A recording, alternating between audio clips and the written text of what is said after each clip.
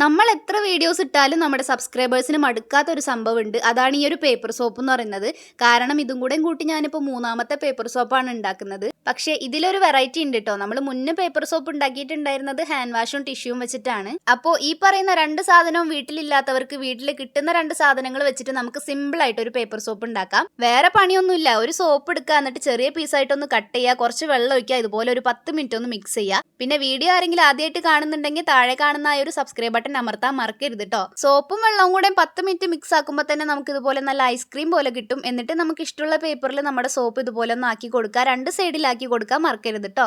അങ്ങനെ എല്ലാ പേപ്പറിലും ഫുള്ളായിട്ട് നമ്മുടെ സോപ്പ് ആക്കി കഴിഞ്ഞിട്ട് ഇതിനൊരു 10-15 മിനിറ്റ് നമുക്കൊന്ന് ഡ്രൈ ആവാൻ വെക്കാം. ഡ്രൈ ആയി കഴിയുമ്പോൾ ഇതുപോലെ കിട്ടും. ഡ്രൈ ആയി കഴിയുമ്പോൾ സാധാ പേപ്പർ പോലെ തന്നെ ഇരിക്കും കേട്ടോ. ഇനി ഇത് നമുക്ക് ഇഷ്ടമുള്ള ഷേപ്പിൽ വട്ടത്തിലോ ചതുരത്തിലോ ഏത് ഷേപ്പിൽ വേണമെങ്കിലും കട്ട് ചെയ്തെടുക്കാം. ഞാനപ്പോൾ കാണാൻ കുറച്ച് ക്യൂട്ടായിക്കോട്ടെ എന്ന് വെച്ചിട്ട് ഇതുപോലെ ചെറിയ ചെറിയ പീസായിട്ടാണ് കട്ട് ചെയ്തിട്ടുള്ളത്. എന്നിട്ട് നമുക്ക് ഇഷ്ടമുള്ള ടിന്നിൽ ഇതൊന്ന് ഇട്ട് വെക്കാം. ഇനിയിപ്പോൾ എക്സാം ഒക്കെ കഴിഞ്ഞാൽ വെക്കേഷനല്ലേ വരുന്നത്. ട്രിപ്പൊക്കെ പോകുമ്പോൾ ഏറ്റവും യൂസ്ഫുൾ ആയിട്ടുള്ള ഒരു സംഭവം കൂടിയാണ് കേട്ടോ ഇത്. അപ്പോൾ ഞാൻ ഫുള്ളായിട്ട് നമ്മുടെ ഈ ഒരു ടിന്നിലേക്ക് ഇട്ട് വെക്കുന്നുണ്ട്. പിന്നെ പുറത്തുനിന്ന് കാണുന്നവർക്ക് ഇത് പേപ്പർ സോപ്പ് ആണെന്ന് മനസ്സിലാവാനായിട്ട് നമ്മൾ പുറത്തൊരു പേപ്പർ സോപ്പ് ഒന്നും കൂടെ ഒട്ടിച്ചു കൊടുക്കുന്നുണ്ട്. അപ്പോൾ ഇത്രേ ഉള്ളൂ, നമ്മുടെ ക്യൂട്ടായിട്ടുള്ള പേപ്പർ സോപ്പ് കൂടെ റെഡി ആയിട്ടുണ്ട്. ഇനി ഇത് വർക്കിംഗ് ആണോ എന്നും കൂടെ നോക്കാം. നല്ല അടിപൊളിയായിട്ട് വർക്ക് ചെയ്യുന്നുണ്ട്.